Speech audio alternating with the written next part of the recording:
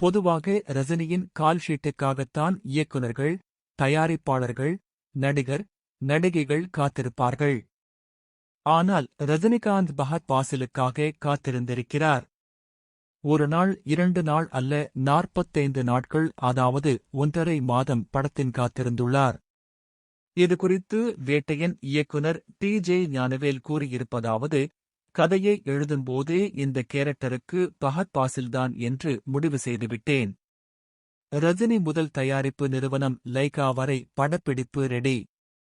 கதையை கேட்டவுடன் நடிக்க ஒப்புக்கொண்ட பஹத் பாசிலால் வர முடியவில்லை. அப்போது அவர் புஷ்பா 2 படத்தில் நடித்துக் கொண்டிருந்தார். இந்த கேரக்டரை பஹத்தை வைத்துதான் எழுதியிருக்கிறேன் என்று சொன்னதும் ரஜினியும் ஏற்றுக்கொண்டார். 1½ மாதத்திற்கு பிறகு பஹத் வந்தார். படப்பிடிப்பு தொடர்ந்தது. பஹத் மற்ற நடிகர்களை விட குறைவான படங்களில்தான் நடிக்கிறார். ரொம்ப பிஸியான நடிகர். ஆனால் தினமும் நடிக்கிறவர் இல்லை. அவருக்கு பிடித்தால் மட்டுமே நடிக்கிறார். அவர் கூட வேலை பார்த்ததில் அது நன்றாக புரிந்தது.